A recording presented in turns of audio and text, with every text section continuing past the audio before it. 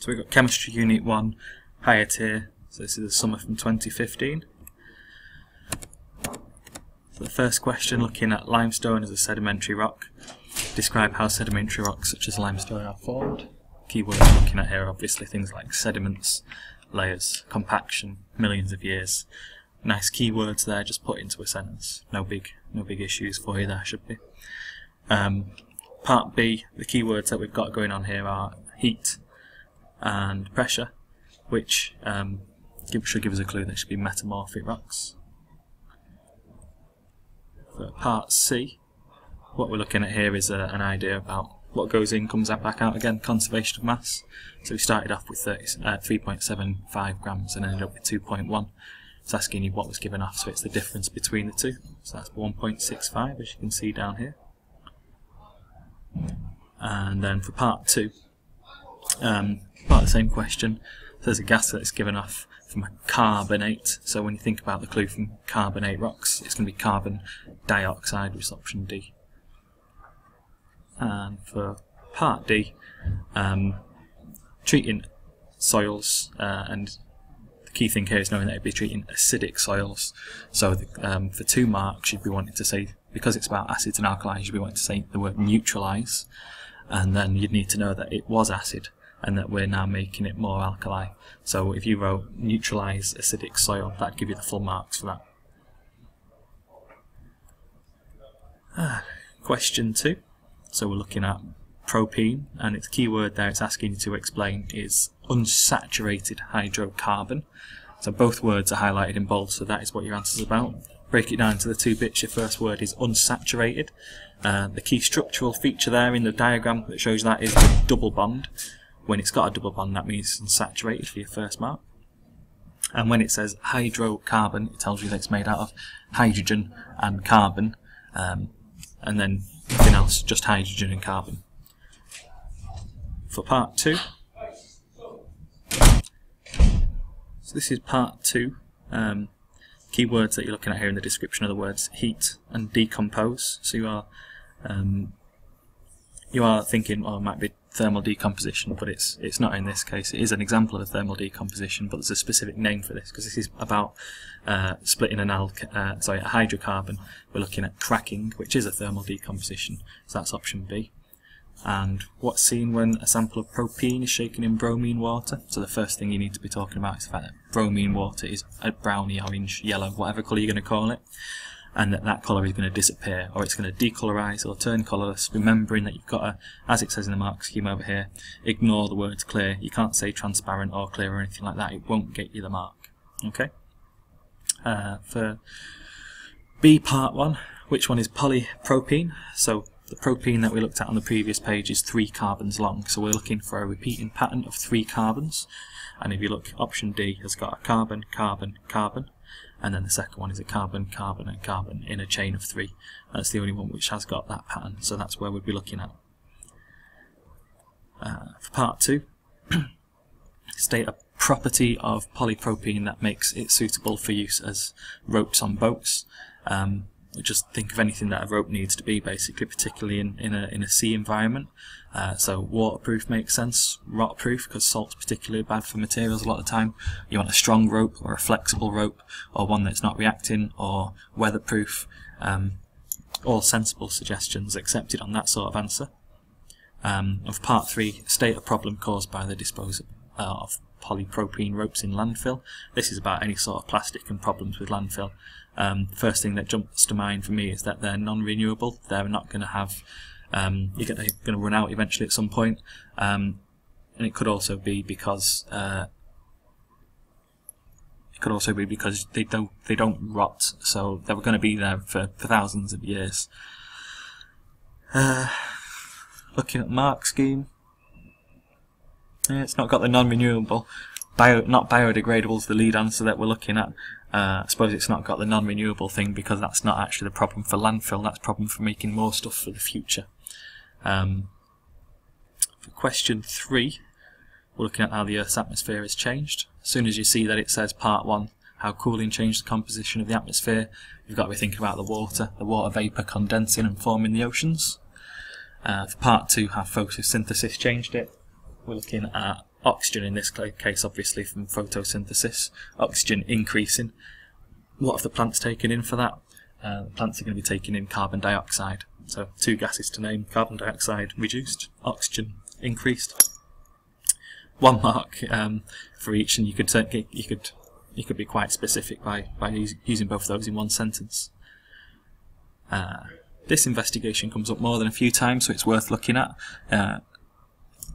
The principle is that, you know, the more air that's used up, or the more oxygen that's used up inside the cylinder, the more space it'll decrease by. So if you start off with 100 millilitres, if you're measuring how much oxygen there is, it'd go down by 21 millilitres. So there'd be 79% of the gas left, or 79 millilitres left. In this case, it wants you to know about the equation.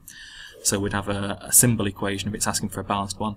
So we'd have a capital C and a lowercase u, plus O2, the oxygen from the air, and that'd make the symbol it tells you in the question CuO. Then it comes to balancing it, because there is O2.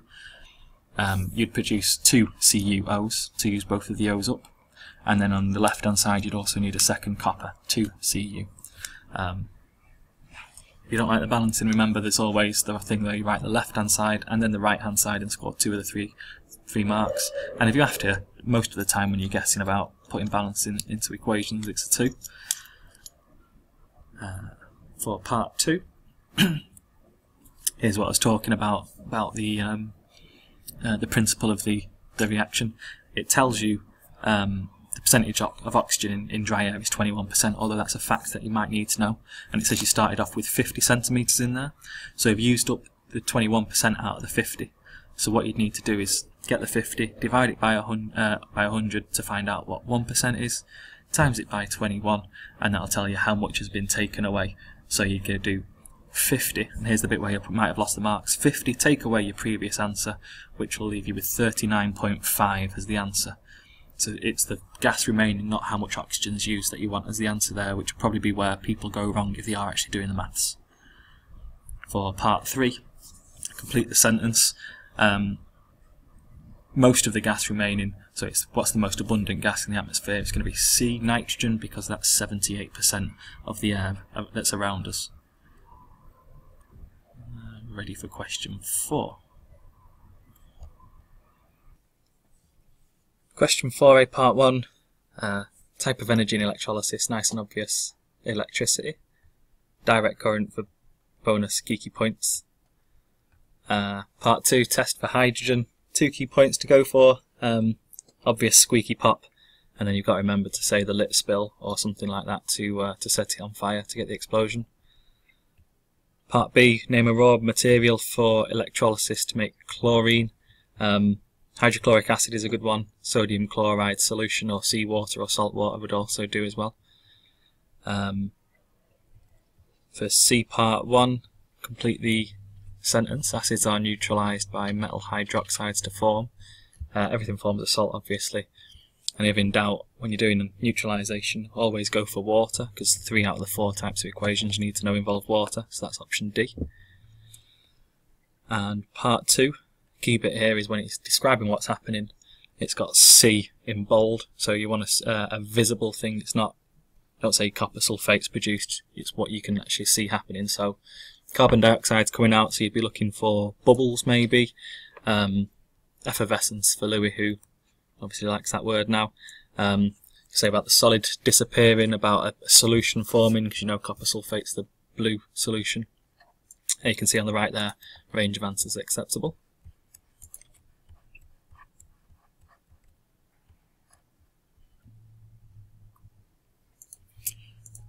So the question says use the table to tell you which one's got the most active ingredient. Key bit of information there is over where it says the volume neutralised, tablet C is doing twice as much as tablet A and B. So you just need that explanation. It's tablet C because it's done twice as much, or the greatest volume of acid was neutralised. For part 2, using the table again, was it the crushed or the whole tablet that give you the fastest relief, and why? So if you look each time that it's been crushed, the time taken is much smaller. So you'd say crushed because of smaller reaction times. Unit 2, you know that it's got a bigger surface area, so it'll increase the rate of the reaction. But question 5. Factor that makes a good fuel. These are really obvious things, right from it burns easily, it doesn't produce pollution or very little ash or lots of energy given off, or it's easy to light. You can even get some acceptable answers like it's renewable. So dead easy ones there. Pick one to memorise, and that's your one. For B part 1, an advantage of bioethanol from sugar beet rather than crude oil. Keep it there when you're thinking about bioethanol. Is the bio bit is it's grown, so crops. So what you're looking for here is a specific point in your explanation. So you could say it's renewable because you can grow more, or the other one's not renewable, so it takes time.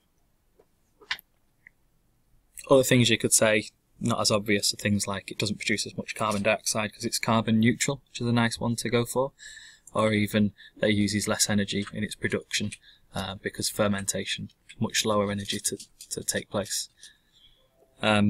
Balanced equation, it is the complete oxidation, so it's reacting with oxygen. So in this case here, you just got to look at each thing and ask what's going to happen when you add oxygen to it. So all the carbons are going to end up as carbon dioxides, all the hydrogens are going to end up as water. So the complete balanced equation's over here on the right hand side. Getting the left hand side is the easiest thing because all you need to do is write the formula that they give you and the oxygen. The right hand side is, as we said, it's just the oxidation of the products and then balancing it. You're just counting up how many carbons you need to go into it and how many hydrogens. And for our first 6 marker, part C, it asks you about petrol and bitumen and their different properties and their uses. So nice way to structure it. Talk about one of them first, petrol first. Petrol on the picture is higher up in the table, so that shows you that it's going to be a shorter chain, or it's going to be a lower melting point, or it's going to be less viscous, which means it's going to be more runny. Conversely, at the bottom, you could be saying the opposite about bitumen, where it's got a longer chain, it's got a higher melting and boiling point, or it is really, really viscous, really thick, really runny, which also means it's very difficult to vaporise and set on fire, so it doesn't burn very well. If it does, it'll be most likely to be an incomplete combustion, so there'll be a lot of carbon monoxide. After comparing the properties, second bit of the question is talking about the uses. So petrol obviously used for fueling cars, motorbikes, that sort of thing, whereas bitumen is used for making roads and roofs. Always interesting. Have a look at the mark scheme on the right hand side. Look at the top end marks. So it says you want a detailed explanation showing at least 2 different properties of petrol and bitumen, like the boiling point and how viscous they are, and a use for each one. So it's dead easy to get 6 marks as long as you're following that as a set of criteria. And the last question. So for part A, what is meant by reduction? Don't start getting too crazy and talking about Unit 3 stuff, about loss and gain of electrons.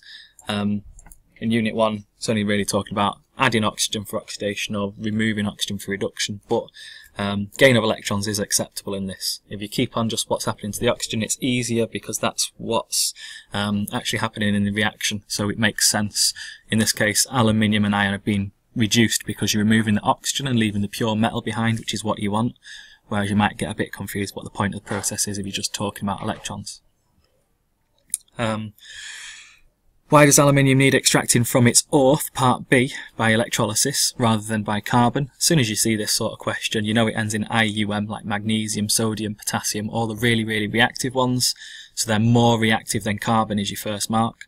And then the second thing is they're more reactive so that they need more energy, so in the form of the electricity to displace them or to tear it apart. So you might just say as the simplest version that it's a stronger form of reduction. For part C, a balanced equation for the extraction of iron from iron oxide. So you start off with Fe2O3 on the side.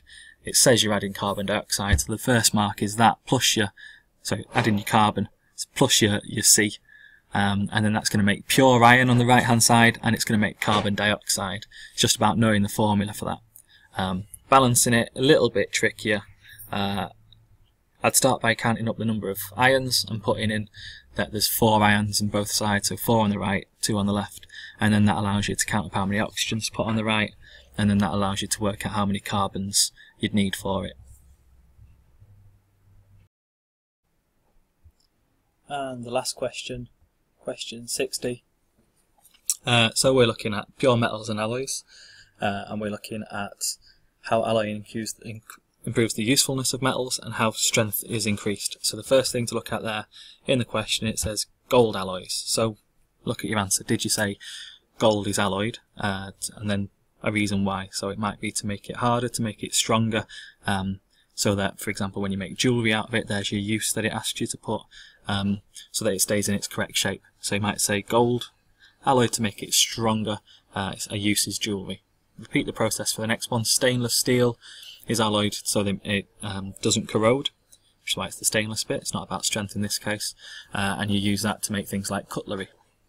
The last one, nitinol or nitinol, is a smart memory alloy, which means that when you heat it up, it remembers the shape that it was in. So that can be used for things like making glasses, like spectacles, rather than drinking vessels. That's useful because it can remember the shape. That's also useful for heart surgery, for things called stents that help to inflate arteries. Whichever they find is the most useful to remember there. Glasses are a good one for me because it means you don't break your glasses when you fall asleep in them, if that ever happens to you. The second half of the question then is about the structural change, which is where I think the hardest bit for people to get the marks is. First thing, you might want to draw what it looks like. So a pure metal is just like a solid that you draw in year 7. You can draw your 9 circles in nice straight lines, straight layers, like you would for a solid.